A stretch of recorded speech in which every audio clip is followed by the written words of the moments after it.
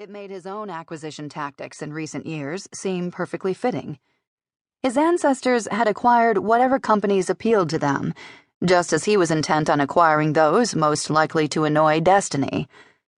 Harcourt owned a small chain of exclusive haberdashers, founded due to William's grandfather's girth and demand for excellent tailoring. The chain had begun on Savile Row, then spread throughout the countryside, thanks to his grandfather's contacts in Parliament, who wanted the shops that specialized in personalized service conveniently located in their home districts. It was also a small way to support their local woolen manufacturers.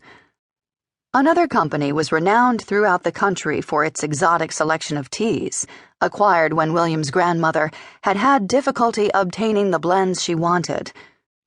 Those shops had later been expanded to serve an elegant afternoon tea when his mother had wanted a place to take her friends after a day's shopping. The whole conglomerate had begun quite unexpectedly with an antiquarian bookshop. Opened after his great-grandfather's bookshelves were filled to overflowing with leather-bound editions of the classics, as well as the lighter novels preferred by William's great-grandmother. This remarkable woman had not been content to sit idly in the country when her husband came to London. Far ahead of her time, she'd wanted something productive to do. She'd found a location and badgered her husband until he'd helped her to set up the shop. Their friends had been scandalized that Amanda Wellington Harcourt would ignore the family's noble heritage and go into trade.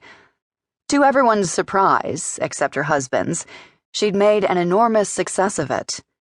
She, not William's great-grandfather, was the Harcourt of Harcourt and Sons. H&S Books now had stores all over Great Britain, still dealing primarily with rare books and first editions, though a rack of current bestsellers was beginning to appear in some of the stores, along with important biographies and books on travel. Recalling the oft-told tale now, William couldn't help being reminded of Destiny. She and great-grandmother Amanda had a lot in common. Both were bold, strong women who refused to be confined by society's constraints. They both had vision and the drive to succeed.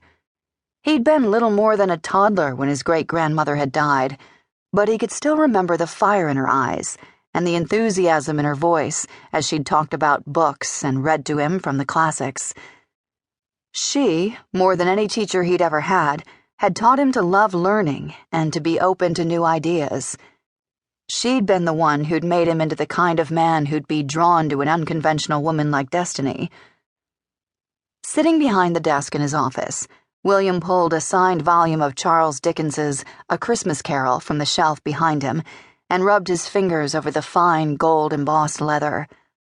This rare treasure had been a gift from Destiny when she'd discovered his love of old books. Inside, he found the card she'd written in her neat hand. To my love, may you always know the true meaning of Christmas and feel the joy in my heart when I think of you. You, too, are rare and wonderful. Love, Destiny.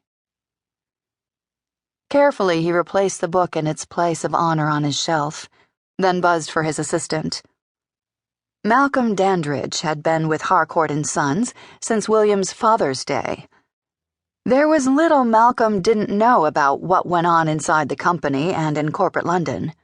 William counted on Malcolm's loyalty and his discretion. Over the years, both had proved invaluable. Yes, sir, Malcolm said, entering with pad in hand, ready for whatever business William needed him to tend to. Sit, Malcolm. Tell me what you've heard about Carlton Industries lately. To his credit, Malcolm had never asked about William's seeming obsession with the American conglomerate, nor had he criticized the sometimes inexplicable decisions William had made to go after companies that were ill-suited for Harcourt and Sons.